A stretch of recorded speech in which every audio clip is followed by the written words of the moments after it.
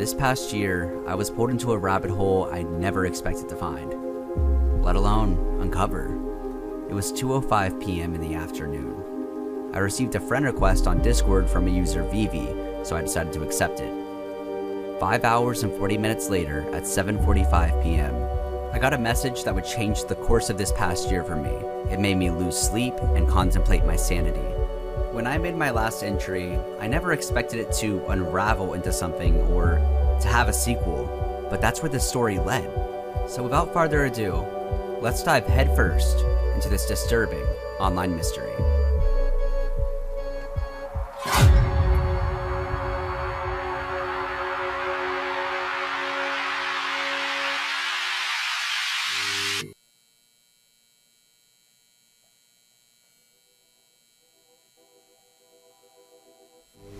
I guess I should start this story from personal experience. 90 days I couldn't sleep. It all began when I received that Discord message. Do you ever dream? You mean like when I sleep? Yeah. I'm sorry. I didn't mean to bother you. I saw your video and was wondering if maybe you could help me. I don't want to say too much, but there's someone who's hurt my friend. If you don't mind me asking, who is it? I tried reaching out to a few people, and I don't know who else to ask. I'm not sure if my story will even help much, to be honest. I'm willing to help you in any way possible. My friend Jade. She told me to message you. She said that you could help us, but something happened to her. It was kind of cryptic, and at this point I thought I was done looking into VRChat, especially after the events of the last documentary. But something brought me back. I wanted to know why they were so scared and who hurt their friend.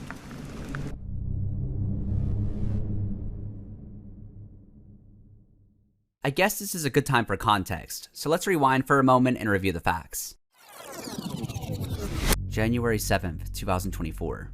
About a year ago, I released my first documentary. I talk in depth about a game called VRChat and explore its disturbing issues while uncovering some of the predators that operate in the shadows. I invested countless hours digging into this game, how it was created, interviewing people, the risk of trusting strangers online, and exposing real-world crimes tied to it.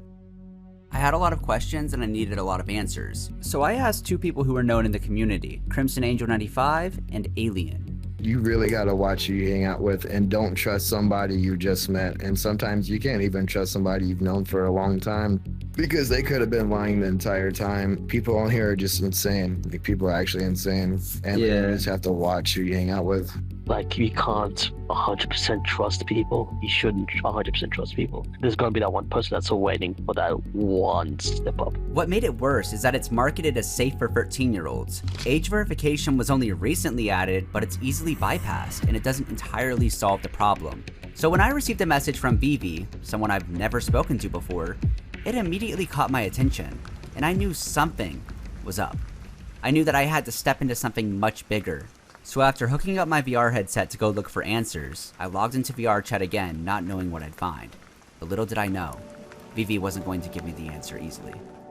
At first I wondered, who exactly is Jade? I knew she was Vivi's friend and they must have been very close, but I didn't know what to make of the message, so I pushed it to the back of my mind, and upon getting on VRChat, the first world she invited me to was called Flower World.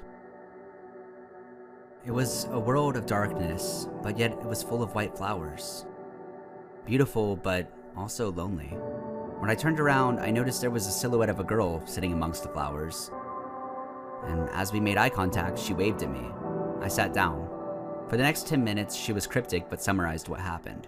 We tried to act like we were okay, but we weren't. We were both hurt by the situation. I'm only messaging you mainly because I feel like Jade deserves closure, which is why I want you to know her story. After hearing this, I was really overwhelmed and worried about her. I told her to get some rest and that I'd check in with her in the morning. I mean, she may not have given me much context, but I didn't see the use in prying. Sometimes the only thing you can really do is give someone space until they're ready to talk. And I wanted to give her the time she needed to tell me what happened. So the next morning, she told me to listen to a song called Good Night by Kikiyama. I leaned back, closed my eyes, and let it play for the first time.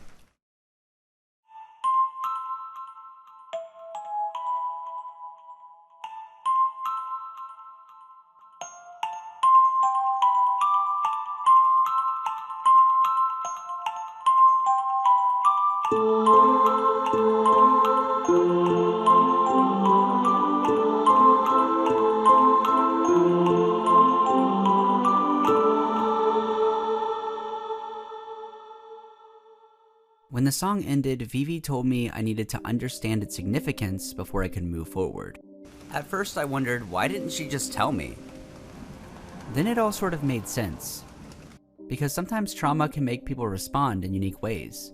It didn't take long to realize the track came from YUME NIKKI, an indie psychological horror game released in 2004. Despite its quiet release, it went on to inspire titles like Undertale, Omori, and countless others. But unlike most games, YUME NIKKI offers little to no context or explanation of its story. Over the years, fans have read the game as a metaphor for isolation, depression, and trauma. And around this time is when I realized that Vivi's avatar earlier wasn't random. It was directly pulled from YUME NIKKI. Even her avatar was the main character, Madatsuki. I wondered if she or Jade related to this character, so I asked. It's hard for me to talk about at all. Her story's there if you pay attention. Back then, it felt like Jade wasn't alone anymore. What do you mean by alone? Well, before, Jade just played VR with me and begged to stay up all the time. And then, she only wanted to play with him, and I thought, that was okay, I guess. I began forming a few theories about the stories Vivi kept hinting at, but the more I fought for the possibilities, the more uneasy I became. When I sent her my findings, she confirmed them and told me my next step was to play the game. So the next day, I did.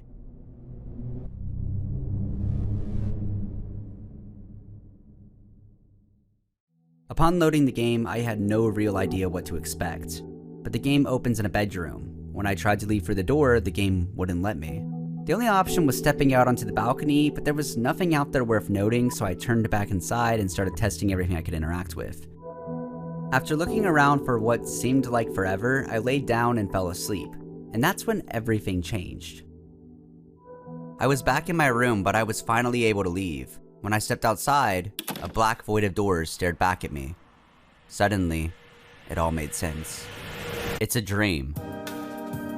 You enter the Nexus, a black void with 12 doors, each leading to strange dream worlds.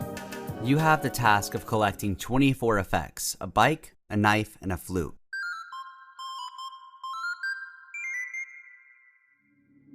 The more I explored, the more it sank in. There is no story. In fact, the game traps you in discomfort as you are lost in these worlds exploring the unknown. Yet despite being unknown, every single world matters. My favorite places were the dense woods, the docks, and the pink ocean. And at one point, I even found the same white flowers that she showed me, almost identical to the ones in VRChat. After a few days of playing YUME NIKKI on and off, my first question was, why doesn't she leave her room when she's awake? Was she locked in? Or did she lock herself away? The game feels like it's forcing you to look straight into someone's unspoken trauma. The dark imagery, the lack of dialogue, the monsters in the dreams. In fact, I was starting to question whether YUME NIKKI was even a horror game hours into playing it. But that was due to the fact that nothing scary or out of the ordinary happened. However, after collecting all 24 effects, the game gives you a peek into its real colors, the real conclusion, and the ending scene of the game. I wake myself up. And just like that, we're back in the empty bedroom where it all started. I look around, everything felt empty, like there was nothing left to do. And that's when I realized there's no real way out of here. I'm trapped. The only escape is through dreaming. But these dreams weren't just dreams anymore. They were the main character's escape. So after walking around the room one more time, I decided to step outside just to get a breath of fresh air. But this time, something felt different.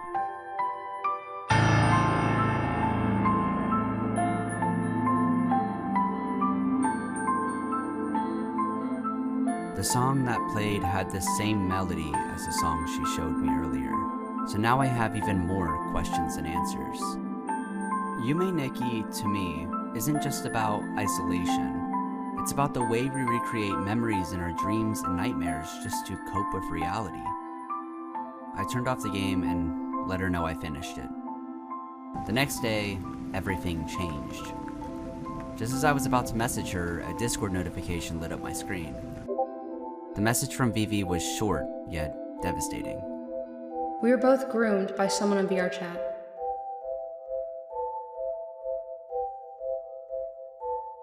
No context, no follow-up, just that.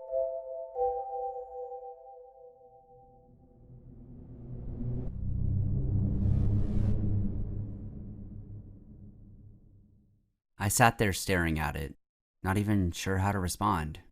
My mind was racing, so I forced out a reply, rushed but urgent. Hey, I just got your message. I'm sorry that happened to you. I still have questions, and I understand if you don't want to answer. Why did you ask if I dream? And what happened to Jade? My messages weren't polished, but Vivi had reached out to me first. That meant, at least on some level, she wanted me to know. She wanted help. If she answered, maybe I'd finally get closer to the truth. And to my surprise, she did. That's when everything got real. A message popped up. Vivi had sent me a Google Drive link to what she said was Jade's Google Drive and some of her art. This is where the mystery took a weird turn. At first, I was very hesitant to click the link because it could be shady, but it led to a Google Drive with 3 parts. The other day, I took some time and I went through all of the files in the Google Drive. That's what I'm going to be explaining to you today. However, it was pretty messy, so instead, I'll mainly be explaining everything step by step. The Google Drive contained a file and 2 folders. The file was titled README.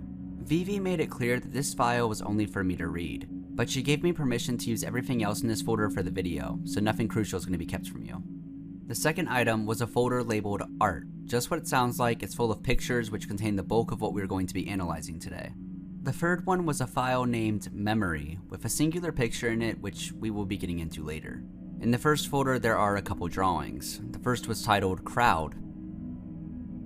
At first glance, this picture looks pretty depressing. The bunny in the picture seemed anxious and somewhat sad while surrounded by a group of people. The next image, hopeful.png, showed that same bunny, but this time things were different. It was holding hands with another character, a plus sign above them followed by a heart. To us, it felt like the start of something new, maybe making a friend or the beginning of a relationship. Then came the final image, devilman.png. Looking closely, we noticed that the thing above the bunny had red eyes, much like her new friend from earlier. To us, it suggested something darker, maybe manipulation, maybe betrayal. Either way, it was unsettling. When you put these drawings together, they kind of form a story, but like so much of Jade's art, it's all open to interpretation. The meaning is not crystal clear, and maybe it's not supposed to be. Into the final folder, labeled Memory, was the image by the name of love.png. And this was the photo that really confused me because it was a drawing of 2 girls. Now I assume that Jade made this of her and Vivi, but I really wasn't too sure. In fact, around this time, I tried to reach out to Jade to figure out and ask questions. But no matter what I did, no matter how many times I tried to message her, there was never a reply. The silence felt off. If Vivi kept saying this happened to both of them, why wasn't Jade saying anything at all? When I finally asked Vivi about it, she told me something I wasn't expecting. You don't realize, she's passed away.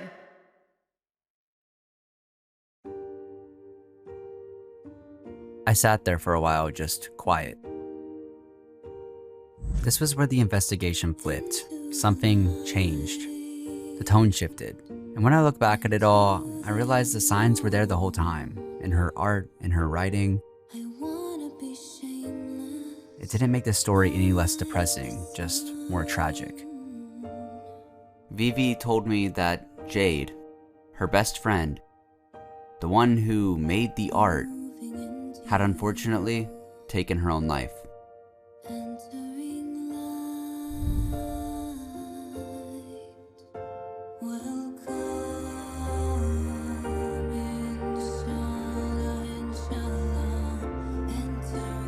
Normally, when I'm working on a mystery, I try to reach out to everyone involved. I wanted to get the full story, but this time I chose not to interview Vivi. Not about this mystery, if you can even call it that. Not long before I started working on this video, my family lost someone. Even though Vivi was nervous to bring up Jade, she wanted to talk about her, because talking about the people that we've lost can really just be the closest thing we have to being with them again. Those memories mean everything to us, but they're fragile. Those memories feel like something I would not want to explain to a stranger from all the way across the world, even if their intentions were good. So instead of poking at something that probably doesn't need to be poked at, I'm just going to focus on what we do know. Jade's life was unfortunately cut short. But from what I've heard, she lived to the fullest, and she was loved by her friends dearly. I mean, really, truly loved. And she loved her friends so deeply back that she chose to immortalize their bond inside of her artwork. And honestly, that's a stunning tribute. It gives this one image a lot of weight. But now that I finally put together the puzzle pieces of what really happened, the truth is exactly how Vivi described it: confusing. Looking at these pictures or hopping in VRChat doesn't feel the same. It reminded me of how losing someone close felt. Jade's art is still just as mysterious and melancholic as before, but now it feels like something else. Because her art is not just a mystery of who the bad guy is. Her art tells the story of her struggles and a deep love she holds for her friends. See, when I first noticed this photo, it looked to me as just two people. But the artwork is more than that. It was a tribute to their friendship. Jade didn't just slip a little nod to her friend in the background, she made it the main focus. If you stop and look, you'll see it. It's not just a casual part of the artwork, it's not decoration, it's intention. It was placed with purpose. She saved it for last on purpose. And thanks to Vivi, a little detective work, and her confirming it herself, we finally know what some of it means.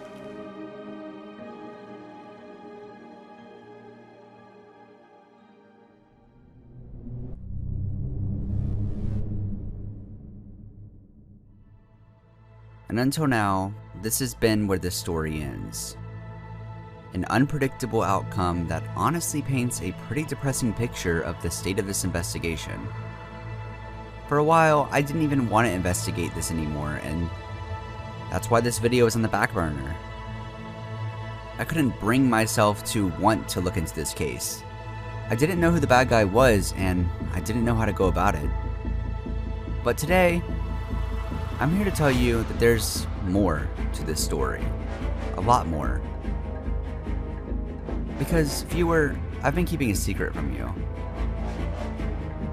It turns out that the person who we were investigating this entire time, see, the person who was depicted in the art by Jade as a bad person, the person who manipulated and hurt so many people, the man who goes by many names, someone who happened to be in my last documentary, the person I've interviewed in the beginning, that person is Crimson Angel 95.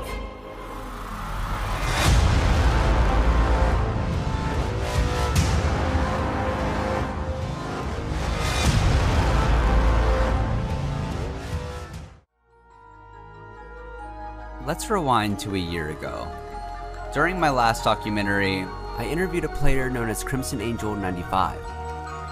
In that interview, he said VRChat is unsafe and full of predators. This is the game predators play for whatever reason, because it's just so easy to meet and hook up with a minor. Which I guess is pretty ironic at this point. And while I don't normally solicit evidence on people unless I have a reason to, I did have a bit of stuff that intrigued me to investigate about him. I kept my eyes on him to see if anything else would come out, and that was until I received a message. That message immediately hooked me into this investigation. But if you have been really paying attention, in my last documentary you would have seen that I've been planning this for a while. I guess while we're at it, now is probably a decent time to tell you that despite it being a small detail in my last video, do you remember those random Chinese characters on a Polaroid? What did they actually translate to? Devilman.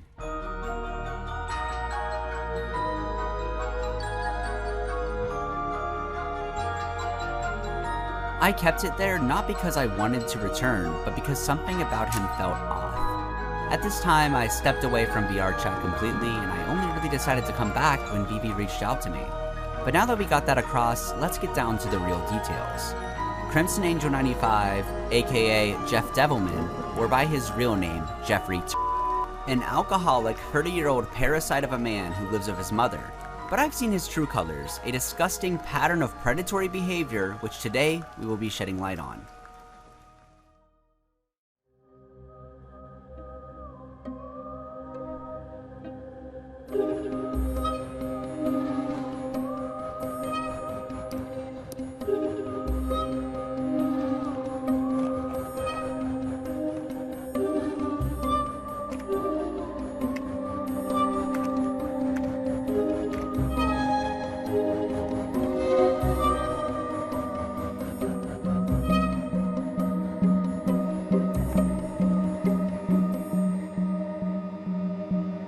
In the drive that Vivi sent me was a good amount of screenshots and recordings of him being volatile, which was exactly the evidence I needed to look into him. And what I found was worse than I expected. It wasn't just random screenshots, it was proof of the damage and pain he caused others.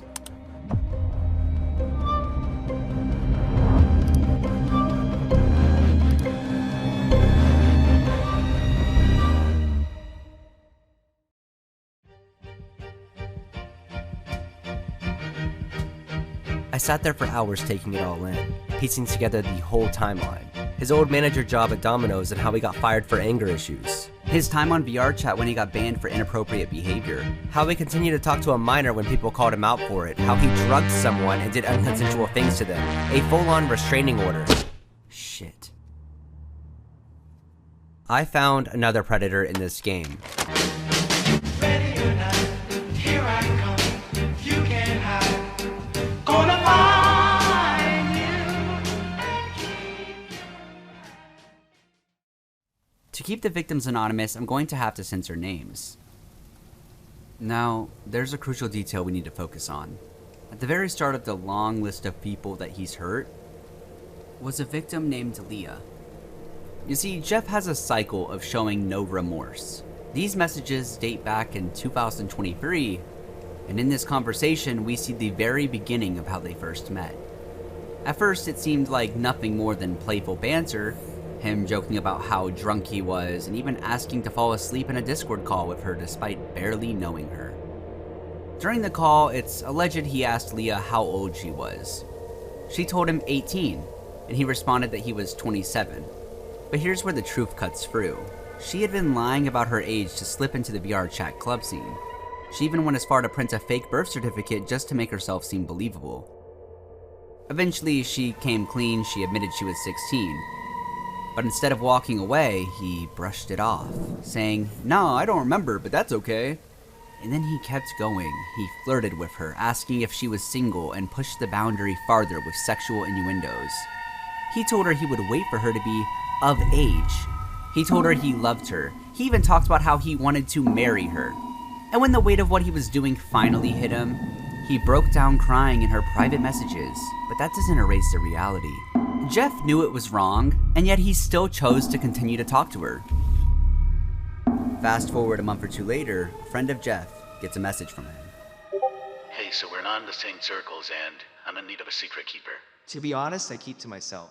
Wait, how bad is it? So it's fucking bad, like worst of the worst in people's eyes. Don't tell me. I didn't hurt anyone, though. If it's what I think it is, I don't think I want to know. It probably is, so we'll leave it at that. Nobody knows, though. Bro, is this some serious illegal shit? I mean, not technically.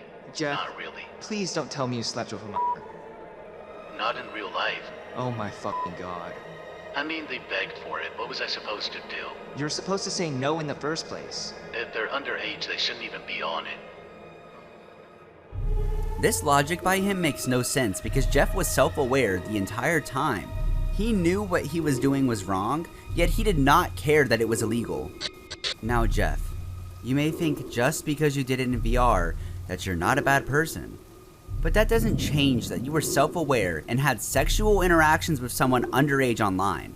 And you're probably gonna change names and hide like you've always done.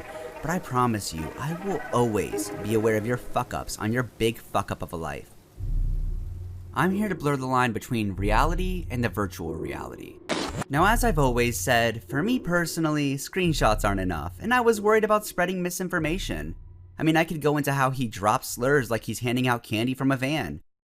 But I decided I wanted to give him the benefit of the doubt and see if he's actually innocent. So I decided to look into him myself. Now let's begin with the first screenshots between him and Ray. Ray went into a relationship with Jeff Devilman. She wanted something good to come out of it. She was already struggling mentally before she was with him, and she overlooked early on that he showed signs of control and anger. Mainly because she wanted to see the best in him, and to believe she was finally safe with someone for once. I thought I was safe, but looking back, I was wrong. But over time, his anger continued to get worse and worse as he mentally demeaned her. His control turned into screaming fits, tearing down her self-worth. He'd buy her expensive gifts and then twist it as a way to manipulate her, while also growing jealous and hostile towards her friends. Any time that Ray tried to leave him, he'd drag her back with threats of self-harm. Over something as small as a misunderstanding, he explodes at her. I'll play a clip to really show you what I mean.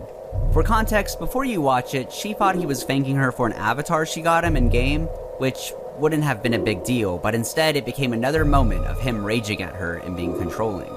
What you're about to hear shows just how manipulative he truly is. No, it's not. No, it's not. That's not what I'm saying thank you for. Yeah, I know what I fucking said. I don't know how to express my fucking feelings and say it, so if it's offensive, I apologize. But yes, I want to kill myself. I want to die. I want to die. I want to die. I want to die. I'm going to slit my wrists open. I'm going to slit my throat. Watch the blood pour out on the floor. I really want to cut my wrist just a little bit. Just to see the blood drip. Just to see the blood drip. And maybe taste a little bit. Taste a little bit. When I first heard of this, I was concerned if he was physically harming her. And I have never pushed myself on anybody, male or female, in-game or IRL, sexually or any other way, ever. But in Ray's interview, she recalls the time she met him in person. The reality was far darker than the version he wanted people to believe. So, the night that it happened, he gave me an edible and then guilt-tripped me into taking 2 more. I ended up so high I blacked out. I woke up the next day to him saying we had sex. To hear that Jeff did that made me feel sick. That isn't some misunderstanding, it's predatory. And hearing it from Ray herself was concerning. You're sexual harass. You're sexual harass and assault women. But clearly I'm not, right? So. And they want to say I have proof. Haha. So funny, man. You think you didn't. And no, it's not that I think I didn't. I'm not saying I never did. I'm not saying I never did. Yes, I did. Yes, I did. Over the next few months, Jeff Devilman 95's behavior only worsened.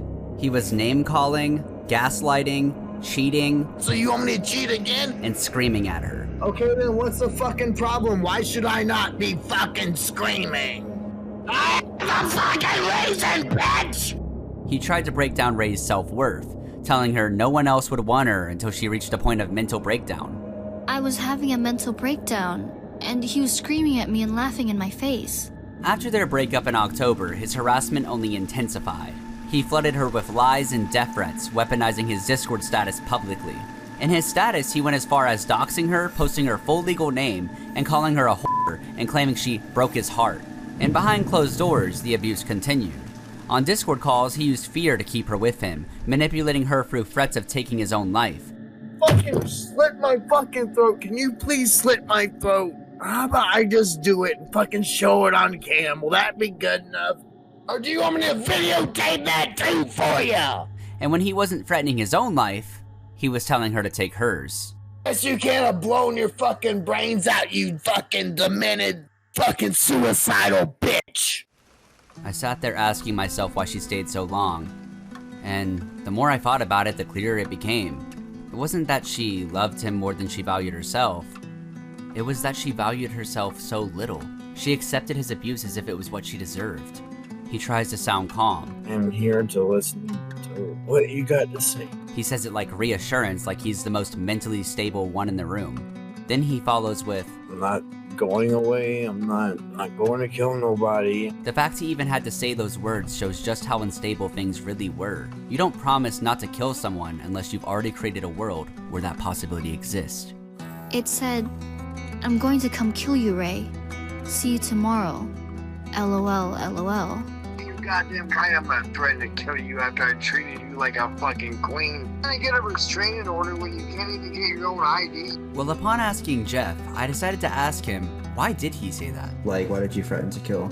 Because she fucking just made me so angry. Even now, Jeff insists that these accusations don't matter. I get all these false accusations about me, bro. Like saying I did theft, I did sexual assault, I did harassment. It's like I do have a lot of people on here that don't like me and are trying to attack me, and it's getting fucking old, man. Like, show me proof or it didn't fucking happen, bitch. Like I stated before, there were a lot worse videos that I could have sent you, but for the sake of my own mental health, I was not comfortable giving that over.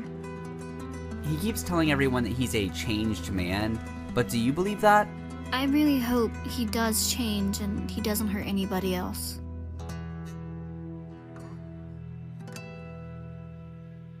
So let's see if Jeff Devilman has really changed.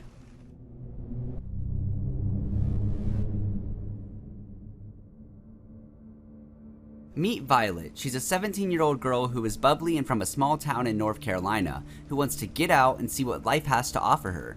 But see, Violet doesn't exist. She never has. That's because Violet is our decoy. So I brought in a good friend to pretend to be Violet, and within minutes of meeting her, Jeff was hooked. Yes, ma'am. We can hang out later whenever you want. I'll see you around. I'll talk to you. I'll see you later. Bye, hun. That was all it took. Instantly, Jeff added her on Discord and was already making plans to meet her again.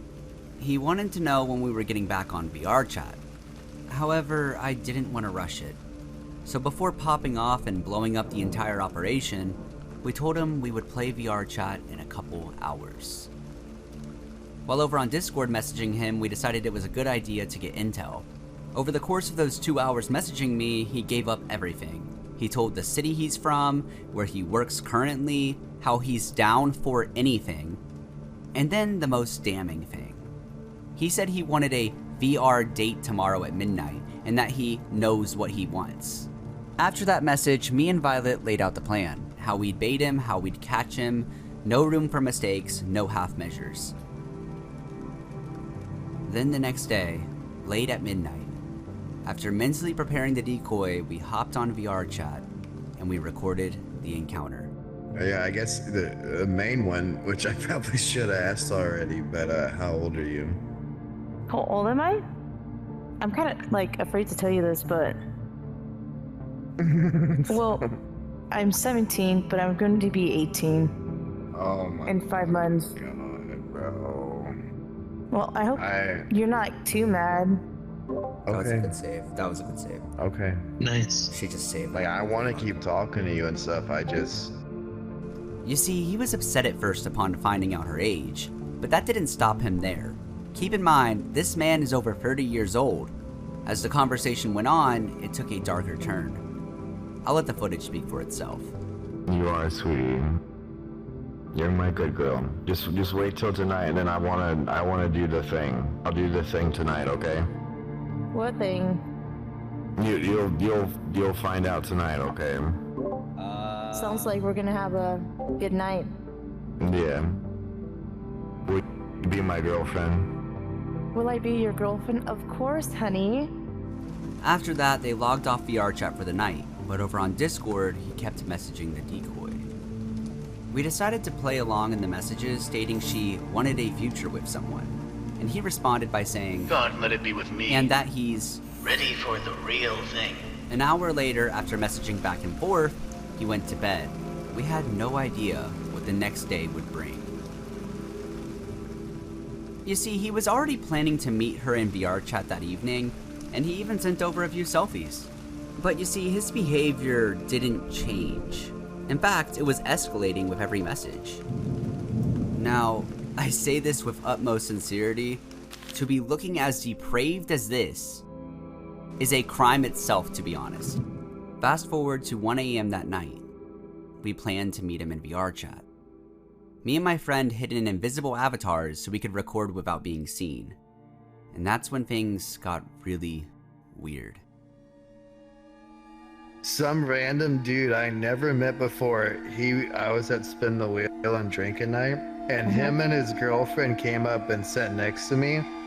And like within like 3 minutes of him sitting there, he just kind of looks at me and he goes, "Yo, preacher." I'm like, "Yo, what's up?" He's like, "Bro, I don't know what it is, but you just give me wolf vibes." I'm like, "Hell yeah, I appreciate it." You know what? Since you do, can you do like a howl or something?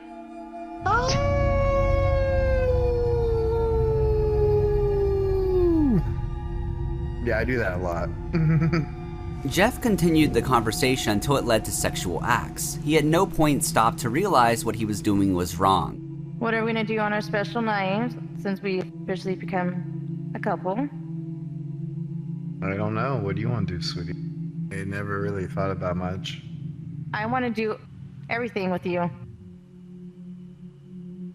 I do too. Viewer discretion. This next clip has been heavily censored. What you're about to see shows just how far Jeff was willing to go. Such a good girl, baby. Yes, baby. Yes, baby. Good girl. And if that wasn't enough, over on Discord, he was sending explicit images. Baby, I have a question. Yes, Does it baby. kind of turn you on that I'm younger than you? I just want you to love me. Even though I'm like 17? I don't care what age you are, baby. But to answer your question, no, it doesn't. He said the words himself. He didn't care about her age. Despite him even knowing she was underage, it didn't stop him. And after his confession, we finally had the evidence that we needed. We told him we had to get off, mainly just to get out of the situation. And then I kind of just sat at my desk, staring at the screen, wondering how I was going to talk about what he did. First, new message. That's what intrigued me when you messaged me, Akumi. To piece this video together, I painfully had to listen to everything. My old name used to be Jeff Devilman95. Over the next few weeks, Jeff's voice infected my life. Every bus ride, every road trip, every commute to work. It was there. I know I'm not a saint and a fucking angel. The recordings I wasn't played that like some goddamn bad. grotesque podcast I never subscribed to. Each word dragged me deeper into how he treated people. There's a lot of extremely mentally unstable people on this game. He did everything too contently. The DJ side of VRChat, which is like my specialty. The chats, the anger, false promises. I'm not going away, I'm not. Every syllable carried that same tone I came to hate more than anything. It was like me in my darkest time. I started to download them, log and categorize them, color code them into different emotions and subjects. This is why I get so mad, because I'm tired of fucking repeating myself. It didn't feel like research anymore, it felt like a contamination. I tried to understand him. I tried to find some reason why he is the way that he fucking is. old, man. I devoted my time to try and unpack the mystery of Jeff. And I'm not even sure I ever got close to finding the answer.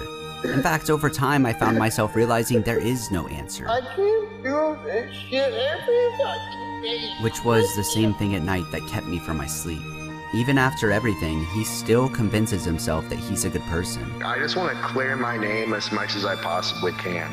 I forced myself to keep listening because somebody had to. That's all I do is fucking scream at you, you stupid fucking whore, bitch! Give me a sharp edge of blade and then you give me 5 minutes and you jump check on. He threatened people many times, said stuff that was violent or phobic. Oh my god, slit wrist over keyboard, please. When he spoke about the victims or the abuse itself, he always found a way to downplay it. But the more I listened, the harder it was to make sense of. And I have never pushed myself on anybody sexually or any other way ever. Some nights I sat there in the dark, headphones on, replaying the recordings. And every time I felt the same pull, the urge to hit record, to make a video and expose it all. But late at night I held back, fighting myself as his voice kept echoing in my head. I held back so when I finally did make a video, it wasn't just about putting together the puzzle. it was so the victims could be louder than his voice ever was. Piecing together the phone number he sent and the city he gave in prior conversation, I geolocated and could confirm his whereabouts, down to the exact coordinates. You see, Jeff isn't very smart, and if you remember what I said in my last video, you can't trust anyone online. But you see, this felt like a conclusion. It felt like I had all of the answers that I was looking for. But it's not. There was one more thing I needed an answer to. The truth kept pulling at me until there was no choice left. We had to find him and ask why he did what he did. Take off the mask that is Jeff Devilman, and force this story into the light. Amongst this realization, I found myself on a trip. I felt I needed to confront him in public. I had to go in person, mainly because he hurt so many people. I wanted an answer for what he's done. Since you are watching Jeff, this is the conclusion of when you fuck around and find out.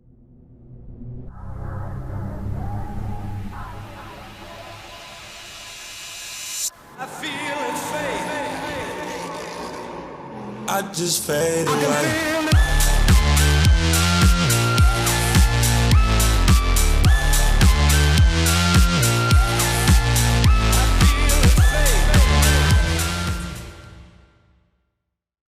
So, me and my amazing wife, who graciously agreed to help record this whole thing, got into a rental car and drove towards the location. At first, we stopped and took in a quick view of the beach, but we still had no time to waste. So I went to check Discord to see if he messaged me back, only to see that he blocked me in a panic. The downside of this was I had no way of knowing he'd be where we were heading, and going there was going to be a gamble, but I couldn't afford this trip to be for nothing. I'll be honest, I didn't really have a concrete plan of what we were about to do. This whole journey felt like a really good idea when you think of it in an abstract way, but all of a sudden when we checked Google Maps in the last 5 minutes of the drive, shit started to feel real. Before I knew it, we were almost there. As we approached, I began figuring out what step 1 should be. You see, for the hours that we were in the car, we only threw random ideas on what would stick. But the main idea we had was for me to walk up to him and ask if he was aware of what he did and if he knew who he was messaging. And I thought I had it all planned out. That was until minutes after we arrived, he started walking outside. So I walked up and confronted him. Are you Jeff by any chance? Yeah, what's up? So, you know a Violet? Because I have a bunch of screenshots, videos that have come out, and they have came to me. Never were saying there was you. So I want to know. I have no idea. No idea? Do you by any chance play VRChat? Yeah. Yeah. How familiar are you with the game? I'm pretty familiar. Yeah. There's a few people who come to me saying, "Hey, there's this guy doing these things that are wrong," you know. You know her? Because I don't know anybody named Violet. I could. They said they went by Valyria, I think. Yeah, she's been messaging me. That person has, yeah. I've been telling her, look, I don't want to talk to you or anything, and she's so just been messaging me, and I blocked her. So you're aware that she's underage, right? That's what she told me. That's why I was like, I don't want that. Yeah, I'm sorry, but hey, you want my number or anything? Or yeah, it's. I got you.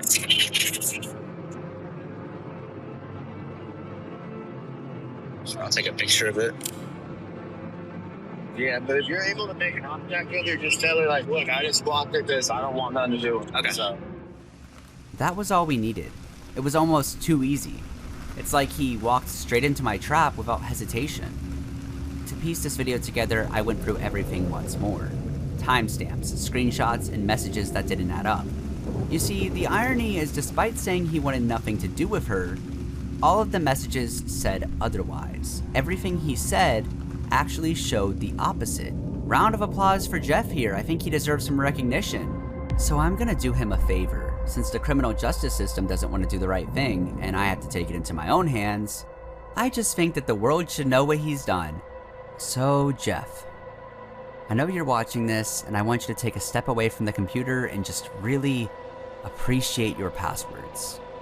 Because maybe you aren't the only one who has them anymore. You know, it's kind of funny really, how they tell us that we should be careful what we do on social media because there could be real-life consequences.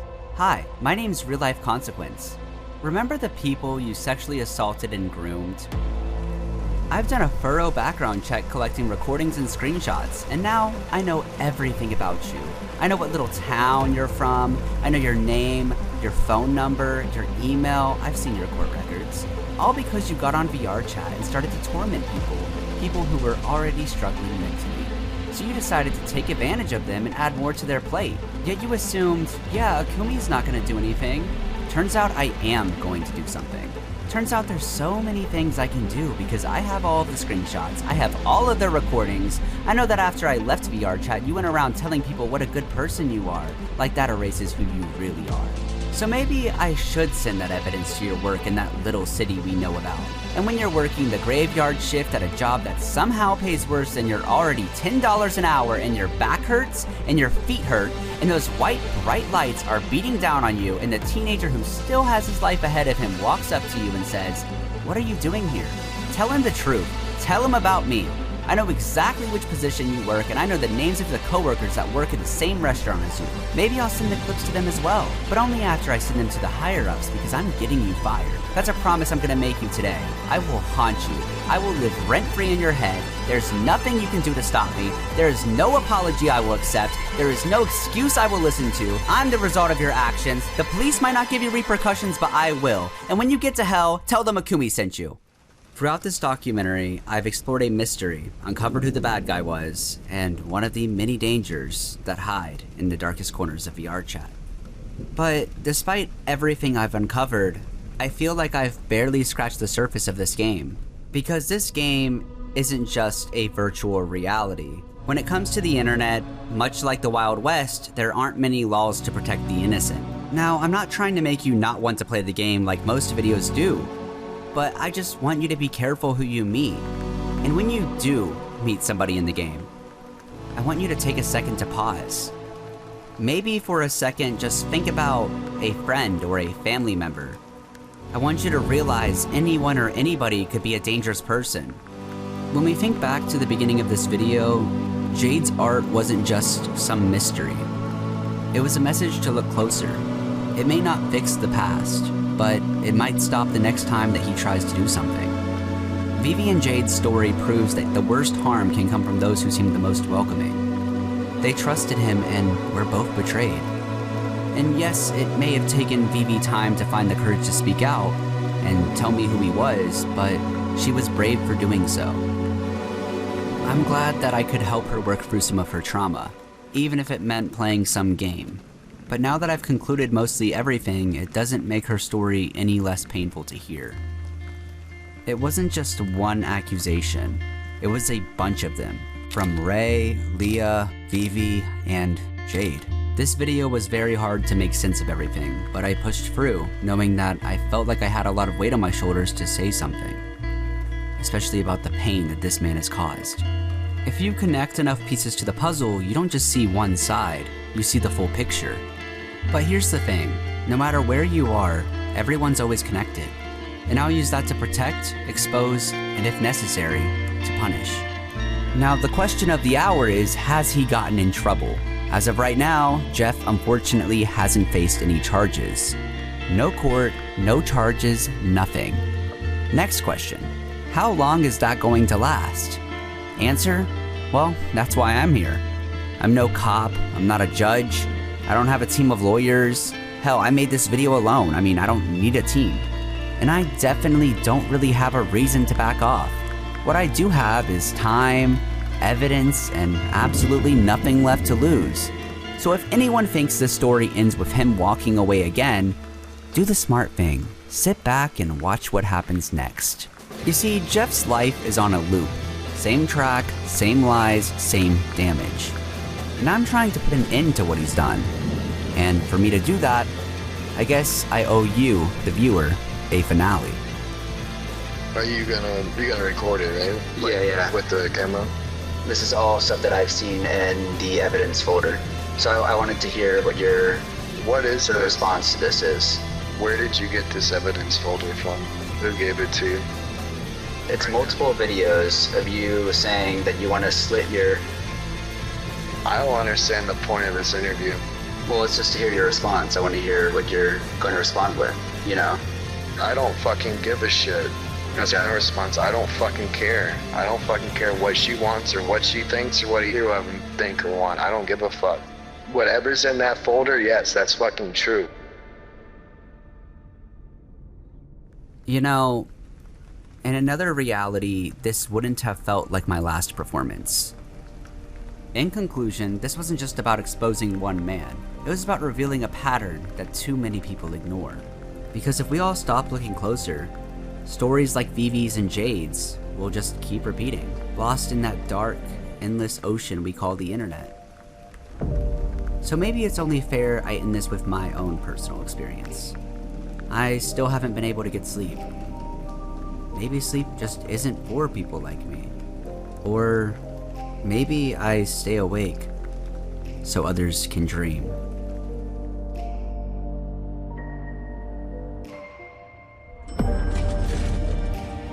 When I'm around, slow dancing in the dark. Don't follow me, you'll end up in my arms. You done made up your mind. I don't need a voice. Can you